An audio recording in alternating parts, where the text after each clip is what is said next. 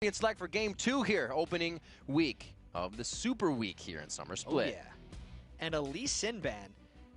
It's targeted at Smithy, but it's still a little bit surprising. Lee Sin saw a resurgence at the All-Star game with the insect mechanics, ward kicking people backwards over and over again. Smithy, he's no insect, but it's still enough to draw the ban. It brings in so much utility in the late game, which sounds weird. It's like shields everywhere, jumping here and there, and it's confusion. You never thought confusion would be such a huge, powerful thing to have in a fight. It's what Lee Sin brings. Kha'Zix ban, so he won't get to see any super farm Kha'Zix as well. Yeah. Blitzcrank ban against Edward. I wouldn't be surprised if they actually banned Thresh as well. You already know Edward is against the wall here, and you're going to try to throw him off as much as possible. I'm actually very surprised that Curse is the ones who banned Thresh. It tells me they have a much different first pick in mind. Vulcun, they may have been thrown off by that as well. Yeah. They're like, what? Why did they ban Thresh, guys? What do we... Wait, what do they have in mind? We don't have notes for this one. And so, I'm kind of curious, too. What do they have in mind? So they go ahead and they get a pretty safe pick there. A ban, I should say, there. Jarvan, maybe? Jace, of course. Of course, all the Jace bans that we've been seeing. He was so dominant at the All-Star game. Voyboy's mechanics just stick with Jace so well. Or even Nijaki, we were wondering what he's going to play. Jace has a lot of versatility here. We'll have to see. We do have some commons picked up by the Vulcun squad here. That Rise going on a Mandatory Cloud, most likely. Xmithy on a Psycho Sip. I actually think that's going to be a top lane Rise. Oh, after Shy Rise. I'm thinking it's going to be a top lane Rise. Since you can build a fair bit of armor on Rise against a Jason lane, I don't know how dangerous it is. I need to have more top lane experience and get more insights on these guys, but that's my early prediction for this. Jackie hovering over his all-time favorite League of Legends champion, and Tristana, I think, is in that squad because they played that in the end of towards the end of the season in their fun game. We'll have to see what they got here. St. Vicious looking to lock in as well. May not choose his jungler, or he may. Not going to be a rough pick for them right here. They're not giving away too much. No, the one thing they do know is that Vulcun is giving away their solo lanes right now. And with a Trundle pick for St. Vicious, or Voyboy, we're actually not sure. In the pregame, we said it would be a top lane Trundle, but maybe it's something for St. Vicious in the jungle. I haven't seen him practicing it too much. We've had a lot of not Saint lately, Nautilus. But as of late, we are on that 3-7, so it'll still work for him. Still has that W damage strong. Mandatory Cloud picking up Sona, the other support that Edward plays. Not as much likes to, but plays a beautiful Sona, as well as Caitlyn, so that lane getting a good amount of aggression. And that is by far Bloodwater's favorite support. I'm actually a little bit surprised that it didn't get denied by anyone on Curse earlier on, because when you give Vulcun Sona, since Bloodwater is generally the one who calls the shots, their initiations are crisp, and it's much more than other supports can offer that team. So that is a very solid pickup for Vulcun as a team. We'll see what Nijaki decides to choose. As they lock this in, looks like we've got pretty strong area of effect damage composition coming in here from Vulcun. Once they get it all finished out, it looks like a lot of poke that we'll have coming from these guys on Curse.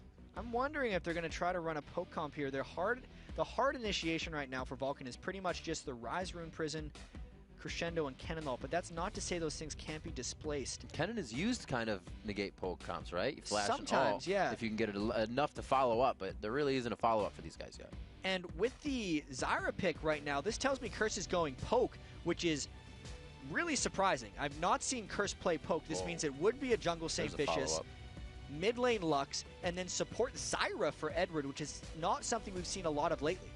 And they really have a great composition for that poke. That disengage from the Trundle wall as well. It's going to shut down that Kennen. You're really going to have only him or Xmithy making it into the fight when you start. So it's a great composition there. But on the other side as well, they can play safe. They have the disengage. I think we're going to see, just like game 1, it's going to be really safe up until a certain point. Now it's swing it. All going to be about whether Vulcun has enough engage to get at Curse, and if they do it decisively enough to not get poked down beforehand.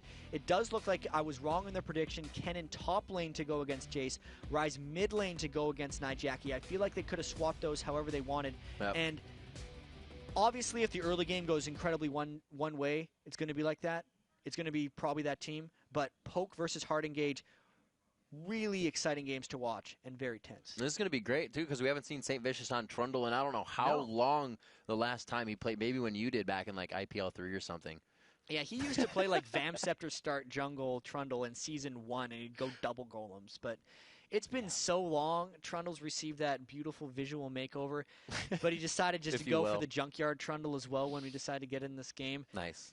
Man, there's so much hype going into this game. Edward playing Zyra as well is just not the curse bot lane we'd expect to see right off the bat. It's like Zyra Ezreal. That's the passive disengage bottom lane, not the jump in your face thresh hook. You never know. It's Edward. They could turn this. We're going to be like, okay, never mind. It's a kill bot. All right, they're going to go kill against Caitlyn Sona, which is hard, by the way. It will be. They don't have sustain. That's going to stick. We'll have to see what they're really running in runes once we get into the game. But we're into game 2 here, Rivington the Third and chat to bring you Vulcun versus Curse as we get it matched up. And remember, Cop and Edward, and how to bring up that duo lane for Curse. And there was a lot of early game posturing in the Coast versus TSM game. I wonder if Curse and Vulcun are going to do similar things. Based on the pings that Curse has thrown out already, they're going to try to get a couple wards into Vulcan's jungle, while a couple of them are playing human wards as well, including Saint Vicious and Nijaki. Yes. Double lift taking notes on where Saint Vicious is guarding the bush. That is definitely something that happened at the All-Star game when Dyrus was caught by the thresh hook over the wall. What people didn't realize is because Doublelift wasn't scouting Tribrush for him, but none of that is important for this game as Vulcan's trying to do that delayed and fade. Let's see what they do. They are just hanging on to the red brush right now. Saint Vicious is going to make his way all the way out, so they know they're invaded here. Vulcun has strength in the jungle. Looks like they'll be able to do what they want with this, but they may not stay to take anything. 3 wards placed in the red side jungle of Curse is a huge investment for Vulcun to go into. They really care about vision of that area. We'll see how it ends up playing out because they conceded vision of their own red jungle, and they're actually expecting something similar. These 3 early wards are the same wards that Korea plays down at All-Star games. Even the one over the double golem wall? To explore over golems. Is that Explorer? It's not Explorer. It's a real ward, but they usually use the Explorer there. All right, so they just wanted... I think that'll tell you earlier where the bottom lane is going to be going, so you can more adequately counter it if you're looking for or against a lane swap. Absolutely. Let's see what they try to continuously do. Looks like Saint heads over towards his red, and no. Yeah. Oh, that's not his red. That's the Vulcan red. That's the Vulcan red. All right, so Saint goes over to Vulcan red, I should say. I'm just kind of like scrolling the map, and I didn't realize I was on the other side. You're like, wait a minute. Go Riv. You shouldn't be there, Saint Vicious. What are you doing? And this will be interesting. I think they're just going to be ending up trading double buffs with each other. Since Vulcan has such control over Curse's red jungle, I feel like Curse is just conceding it. There's the 2v1 mid. Bloodwater and Zuna going to try to pressure that one down. We'll see what happens. Looks like the Zyra pick is actually going to work out quite well against ManCloud. He gets that Rune Prison in. They're still going to be able to stay within range and get that damage in. And based on what Xmithy is doing right here, he's on a collision course for St. Vicious. Xmithy has Smite, St. Vicious does not, so this looks like it could be a blue steal. Saint's like, yeah, you're 1v1, let's do this. But here comes Bloodwater around the corner. You did not expect that. The power chords to be played. The Symphony, however, going in favor of St. Vicious here. He just pushes out Xmithy on that situation, knowing his skill set is better. Psycho Sid giving some aggression to Voyboy in the top lane. He's going to go ahead, take to the skies. He gets that E in. There's the stun onto Psycho Sid, or for Voyboy. And it looks like he may be able to proc one more. He tries to get on the range. The Knight goes down. It may not be enough. One more tick. He gets it for first blood. The very last tick gets Voyboy down. I thought for sure he was going to be able to get away. Psycho Sid with the level 3 Ignite coming through, giving him that extra little bit of Ignite damage. Catches Voyboy checking for blue health. Because of the 2v1 mid, I feel like Vulcun outmanned Curse there, and then Voyboy had no support coming from Psycho Sid, and then Psycho Sid just out-traded him with that Doran's Blade start. That is going to be a mountain Voyboy now has to climb in that top lane, losing a lot in that exchange. That's not something you see every day. A level 2 Jace get taken down by a level 2 Kennen, which is now a level 4-2 discrepancy, as mid lane is needing help from the jungler here. St. Vicious going over to Nijaki. And we need to track now how this bottom lane is doing for Curse, because they need to get some damage on this turret. Mandatory Cloud with 13 minion kills, not getting harassed and not taking turret damage means this Edward caught bottom lane is not providing impact compared to what Zuna and Bloodwater are potentially doing to this mid lane. And wow, Psycho Sid looking to keep the pressure on, goes for to the 2 Dorans quickly with the boots to keep himself safe in any of those engages, because he is going to be playing aggressive. Zuna taking a bit of auto attack damage here, but they trade back even more in the mid lane. Everything going well right now for Vulcun. And we'll see if Xmithy can pull off something here. A no-buff Sejuani is mainly just in this lane to leech experience. He's actually only here to maybe save a little bit of the tower. I don't think they could realistically go in for an aggressive fight, but I've been wrong before. There's a little, there's a bit of safety. Whoa! Maybe they just wanted the poke there, and they got it.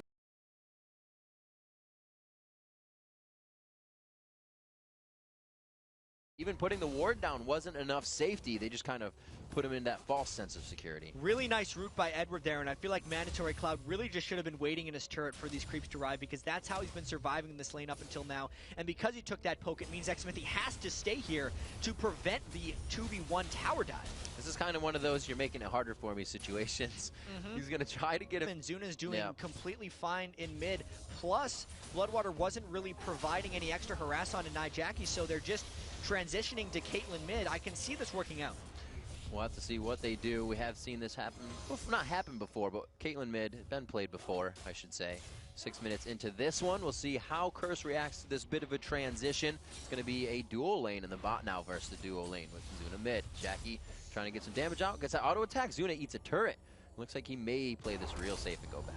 And Zuna really wants to get that mid lane turret, because I cannot stress enough how important it is to get that mid lane turret down. And even though that's a very interesting choice by Bloodwater to go to the bottom lane at this juncture in the game, because if he stayed mid, I feel like Zuna and Bloodwater could get that turret on the next push, whereas now it's not nearly as guaranteed. I think that's why xMithi is here, because they're trying to add extra presence, but I don't see them getting down this turret. Nijaki's able to keep those creeps low enough. They got that siege pressure from Jackie. He's easily just clearing that out with Prismatic Barrier on. xMithi is looking to cause trouble, though, looking to find St. Vicious, so that will allow Zuna to be more aggressive in mid. And still no turrets necessarily pushed down. The lane phase was extended when Bloodwater decided to go bottom and essentially create standard lanes again, even though Ryze and Caitlyn are swapping like an AP duo for an AD duo lane. I figured that would have been a fast move for ManCloud to have Sona go down, or for Daydream, wow, Bloodwater to go down. We got it. There's a list in my name. I just had to find the right some one. roster swaps. It's understandable. So still staying here, both level 5. He is 33 to 41, so even as the mid laner, he's not grabbing up the CS that Lux is in that 1v1. Not necessarily, despite having the support helping him. I mean, 2v2 when you're constantly pushed is not as good as a 1v1 in the mid lane where they're still trying to get down that turret. And I feel like St. Vicious is just trying to brute force this one down. There's no wave clear on Ryze to be able to stop this. Curse getting his first turret.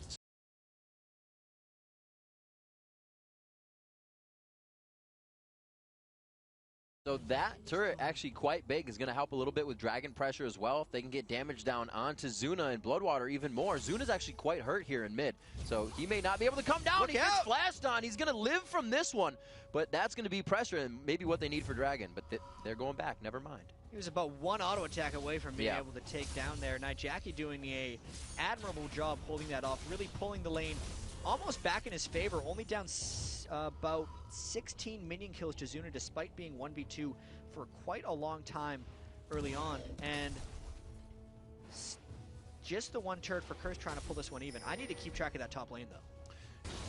Let's see, Boy 6 to Psycho Sid 7. That's 50 to 64 in CS. So all things considered, that the kill there, it's only about 15 CS. So Jace is definitely going to have, I think, a bit bigger of an impact once we get to that late game point. And I really have to commend Boy here, because we haven't been paying attention to this lane, but after he died at level 2, coming back level 2 to 1 mismatch, knowing he's going up against a double Thorns Blade Psycho Sid on his return, and then keeping the minion kills close, not losing too much of his turret means he's been farming very well and smartly.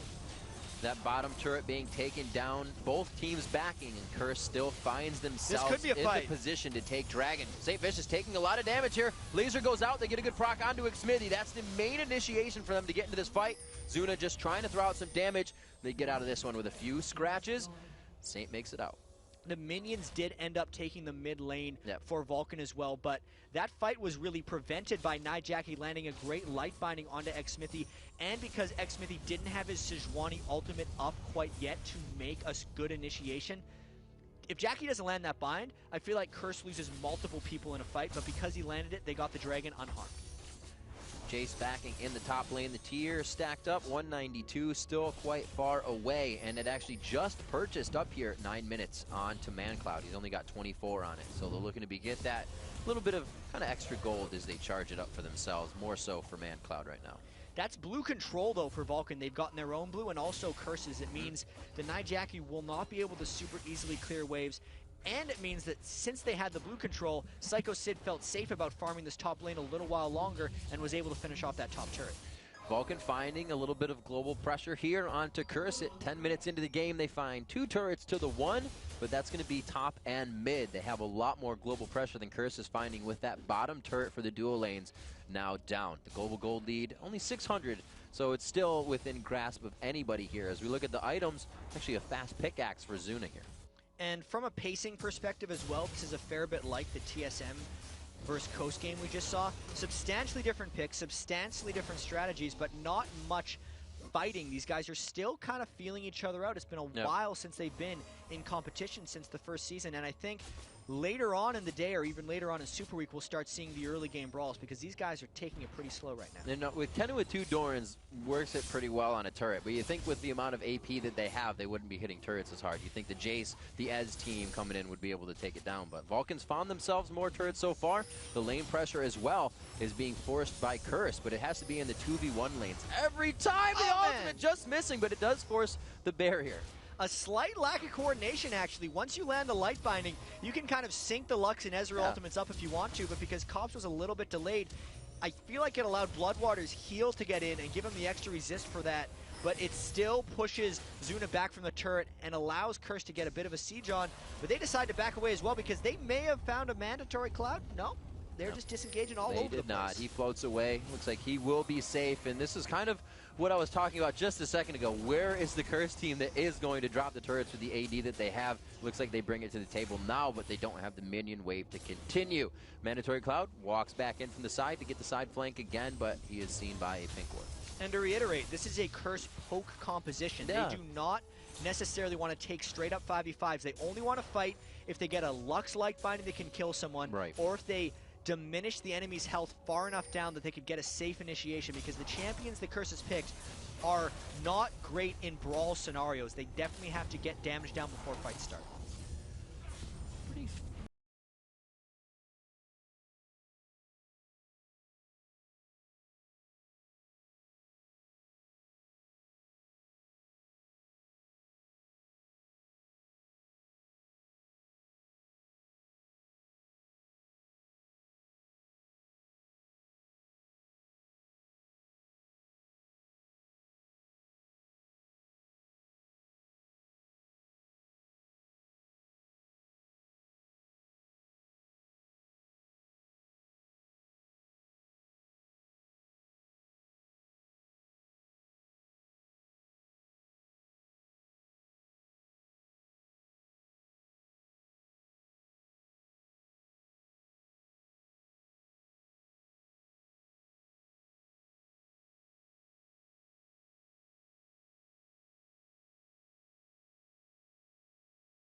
Pretty low farm game for these teams. We've seen a lot of rotating going around. 70s for the mids after 12 minutes into the game. Usually you see it hovering around 100. Mandatory Cloud, good damage from each other on Comp and Man Cloud in the bottom lane.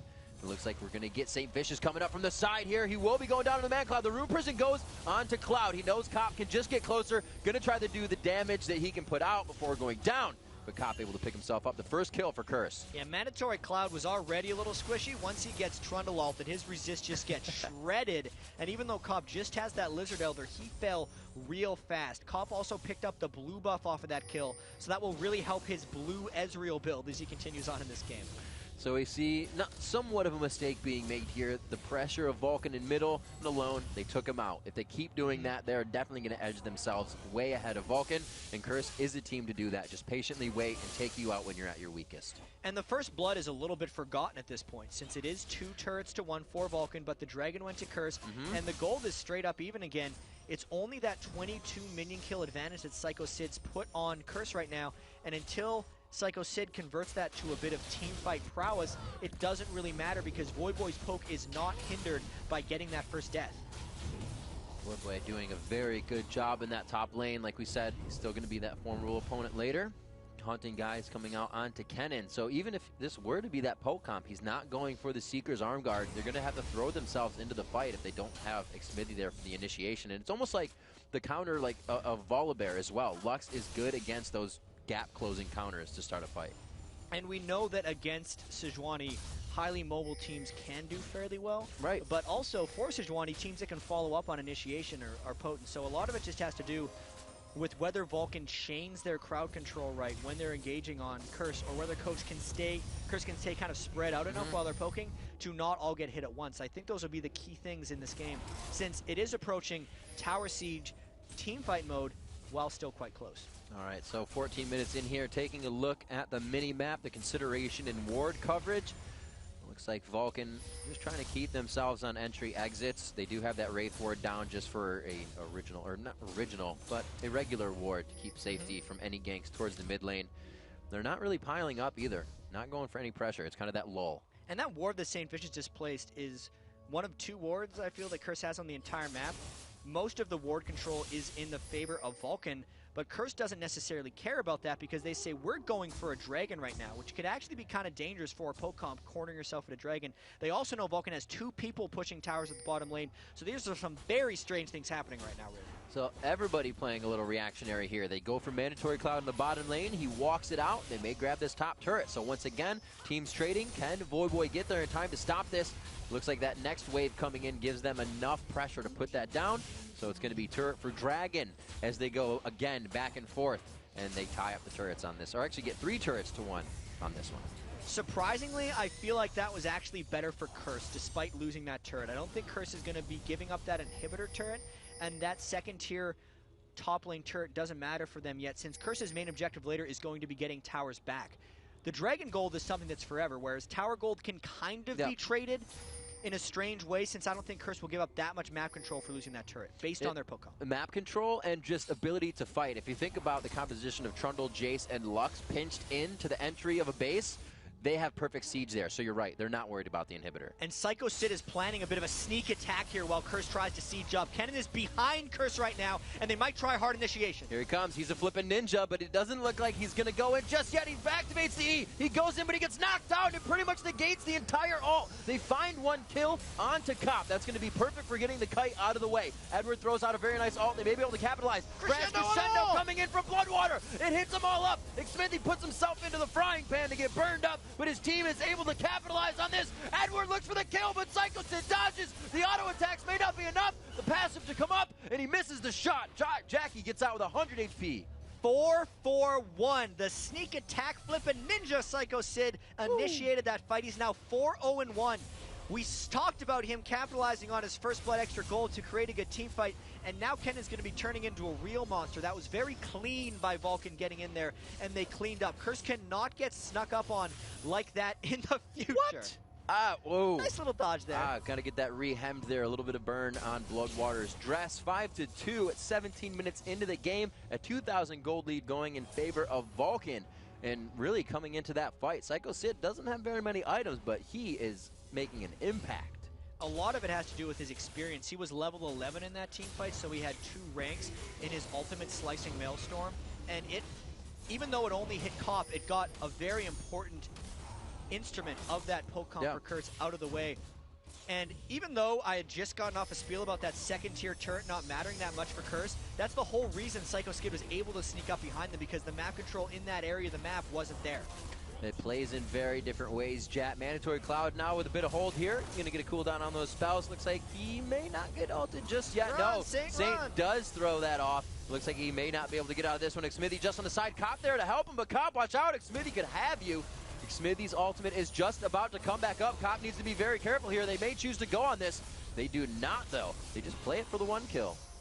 Not sure what St. Fishes was doing all the way up there, but Vulcun definitely chased him down, picked up yet another kill. Now they may be able to siege a little bit of turret, but I think Vulcan's actually going to be taking this opportunity to keep the side lanes pushed. If they can keep the poke comp contained to their own base, they don't have to worry about losing turrets.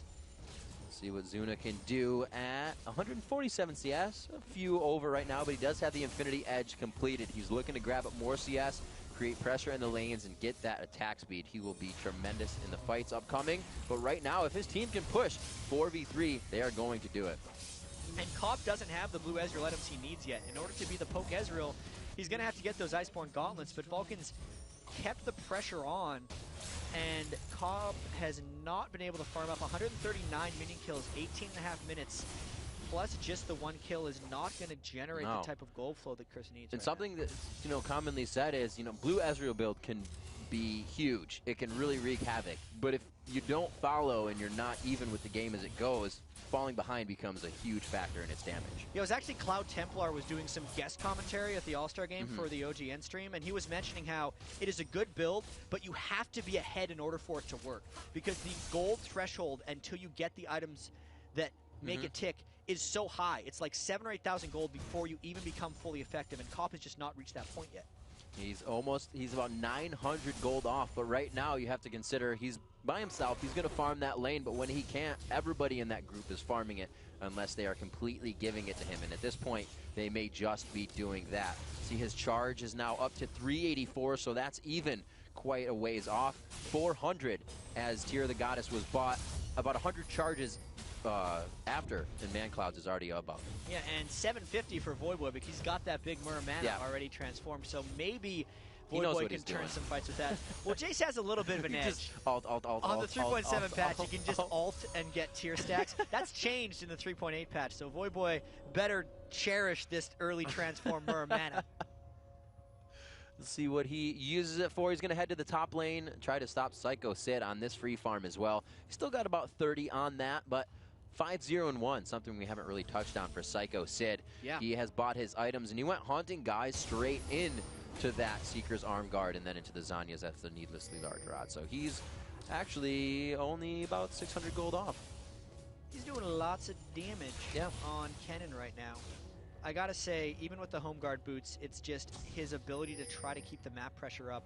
And St. Vicious and Voy are actually trying to two-man him up top. We'll see if Vulcun tries to turn something around elsewhere, as I don't think the St. Voyboy gank has any chance of working on Psycho Sid.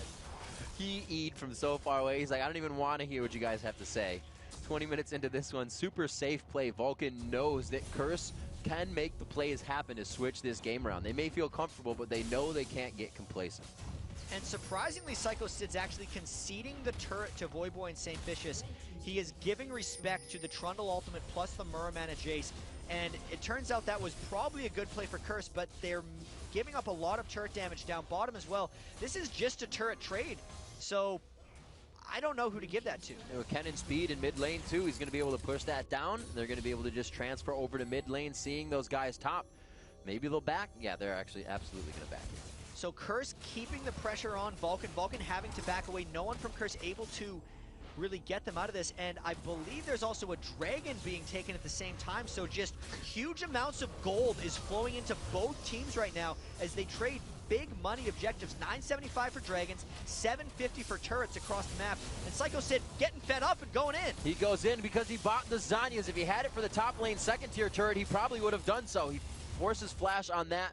I think he potted up for that as well, but he used everything for that engagement. And the reason that a poke comp can be beat is by that flashing cannon. We were talking about that earlier, so it's all on Xmithy now for this next fight. And this actually tells me that Curse is going to go straight back to base and then go right up the mid lane because they don't have to worry about Psycho Sid's ultimate for another 80 seconds. The flash for another 5 minutes. This could be a point where Curse tries to pull themselves a little bit back in the game, being down 3,000 gold and really hoping Cop gets to that Iceborne Gauntlet fairly quickly.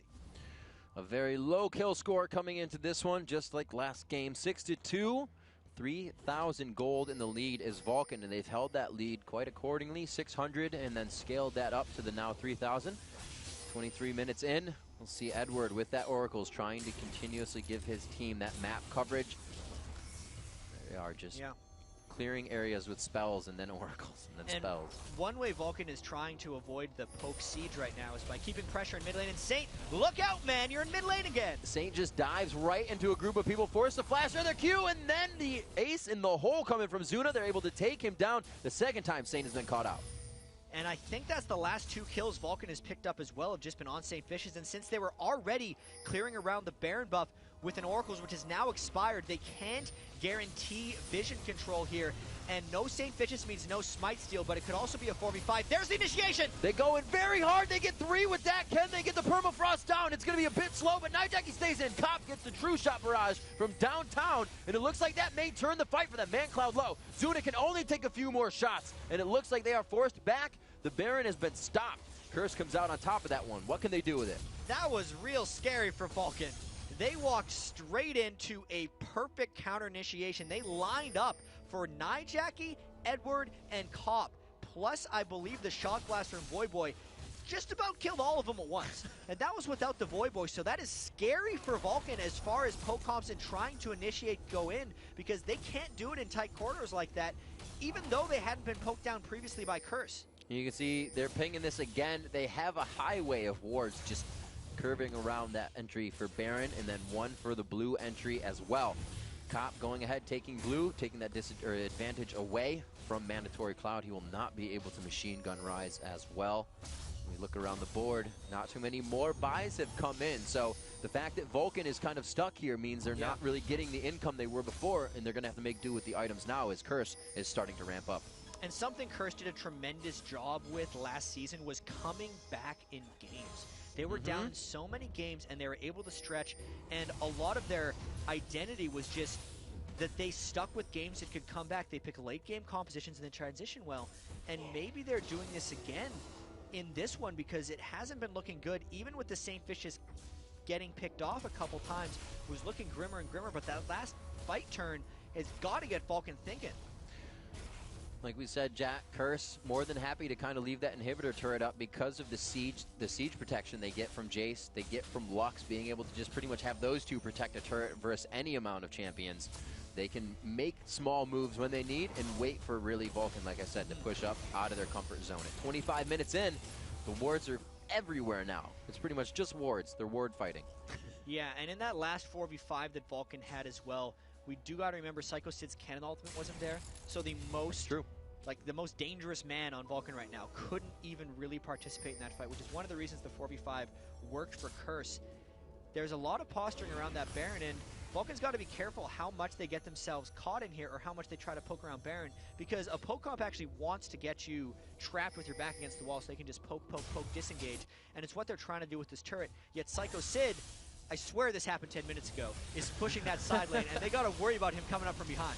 So they may lose an inhibitor for a second-tier turret here. It looks like they're going to try to fight this, and you can see the siege clear is also good for siege pressure. They just wipe the minion waves out, try to get some damage on the turret. The next poke will be one to take down the turret, but it's going to be a possible trade as Kennen has good attack speed. And Curse has got to get back to base right now. This is a split push to counter the poke that Vulcun is trying to do. Psycho Sid is not stopping this push. That turret getting very low. Voyboy is the sole person going back to defend, and it means Vulcun has completely repelled that mid lane push.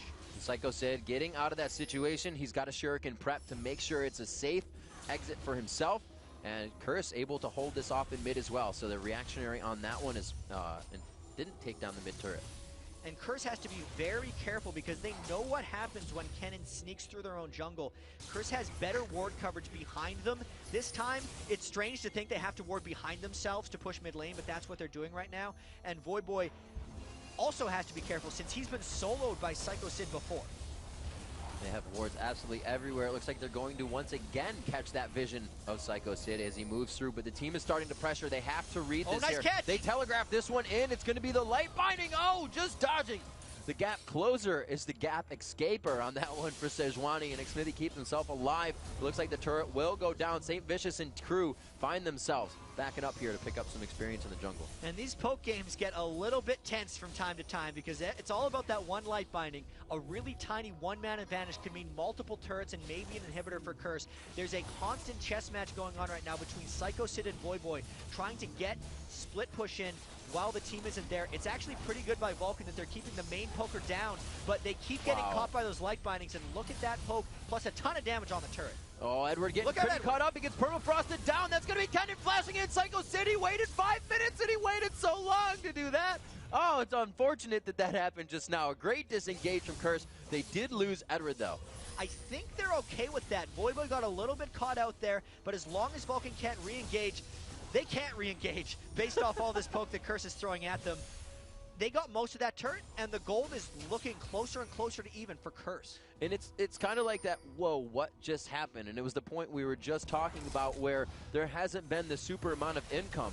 It's been a Giants belt, which means 1,000 gold has come in since that Zanyos was bought by Psycho Sid, which means the rest of the team has been feeling that. The Muramana has been finished on Ez. The Iceborne Gauntlet, last time we looked, that was just the Elder Lizard. These guys are now back in control. plus everyone on Curse had about 1,600 gold before this last shopping trip. Yeah. So you look at the items they bought now, and they're really starting to power up. Voyboy's almost at that Bloodthirster. The Rabadon's death cap was completed for Nijaki. There's almost a last Whisper on Cop, which is going to be huge for him. That's like the last big component for that blue Ezreal build to really come into its own. And since the poke combos from Nijaki were almost killing before the death cap, and a huge amount of magic resistance has not been completed on Vulcun since that last moment, it could be scare moment time for Vulcun here, and actually forcing Vulcun to make something happen. And Curse using everything they have under their belt to just push these lanes, make sure they have full control of every situation, even if only for a few seconds, to posture up and figure out what's going down. More wards being placed down in mid, just for absolute vision. They want to know every step that's happening. And the folly that Curse cannot fall into here is if they corner themselves against Baron, that would allow Vulcun to initiate on them, and even though they have strong ward control over Baron, they can't go for that objective. Curse needs to continue doing what they're doing here, poking at a turret and disengaging if Vulcun tries to come for them. Psycho Sid forced to back now, coming in with his team on that home guard rush. Looks like he will just be on the backside, not doing too much. The Bulwark finished up onto St. Vicious is superbly going to help with the ultimate coming in from Kennen, slicing Maelstrom. Looking out at other items, Rabadon's and Athene, so Lux is just going full glass cannon this game. Jackie looking just throw out lasers all the time. And I think Curse is disengaging a little bit just to push out some of their lanes. Vulcun trying to stay a little bit grouped up, but you know, the turrets were like 6-4 or 6-3 a little while ago, and Curse has just taken turret after turret here. Vulcan's got to make their answer, and quickly, as they have an Oracle's on Bloodwater, and they're trying a hard push up mid here. While Curse is a little bit scattered, this might be a point where it has to work, but they can't get caught out like that! That's going to be 75% of the HP off of Bloodwater, but he says, I still have Crescendo. We may still be able to get engaged and get the bait off. Whoa, Nijaki going down in an instant. They're going to have this turret in their eyes. Smithy quite tanky. Bloodwater again dodging by inches a true shot barrage. They're getting good heal on. He's back up to half HP. They're going to pressure. And they still have their main initiation ultimates. Here they go. There's a Crescendo going in. The slicing Maelstrom on 1-2, but he can't get out that much. He's slowed by the Iceborne Gauntlet. They try to get him for another kill. Smithy goes down. Now they start to trade. The 1-for-1. Actually, Voyboy has gone down as well, so it's a 2-for-2. There goes Bloodwater. Bloodwater falls to the hands of Cobb, but Cobb goes down as well. Edward falls. It's only going to be Trundle, and St. Vicious goes down to the ground. The inhibitor's open for taking. Vulcun turns it for an ace. Cobb got a little bit too far ahead, going with a bit of naked aggression there. No real defensive capabilities. Zuna and Mandatory Cloud sliced through their backline and cleaned up the inhibitor after the ace. You have to consider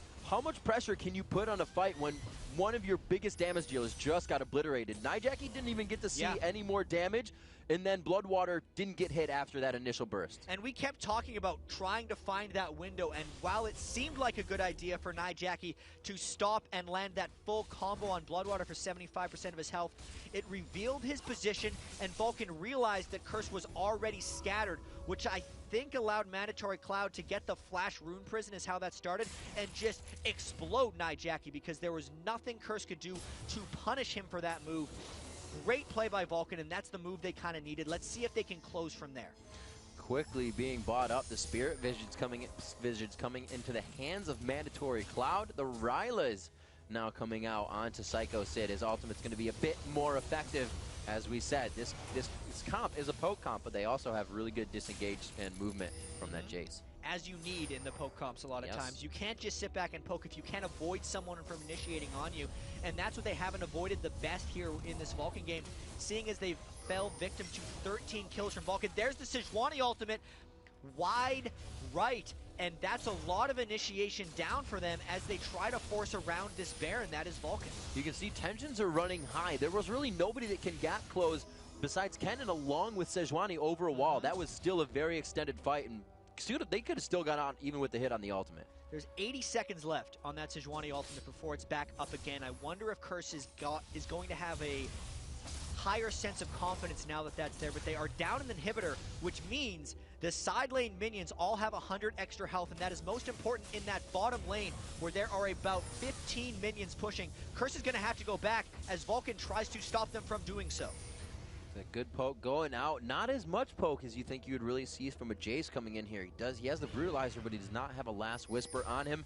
And it's really been a halt in items for everybody here. It's going to be about the fight and what they've so far brought to the table. 33 minutes in, a lot of positioning going on here. St. Vicious gets caught for a bit of damage. Shielded off by NYJacky as they just kind of go toe-to-toe here in middle. And NYJacky's a little bit low on mana if they're going to have an extended fight here. He's down to 300 mana of his 1,000. That's pretty much enough for one Lux combo, which would give Vulcun a lot of confidence to maybe go for a Baron here.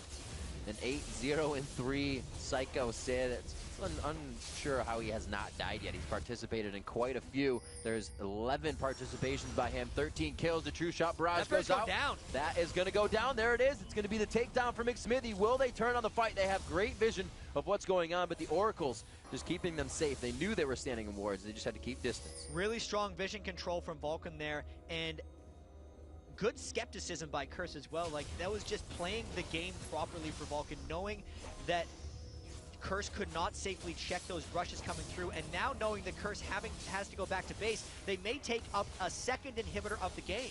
We only have 2 home guards being spit out here by Curse. He's going to be able to get NYJacky in there, but the binding goes on to minions.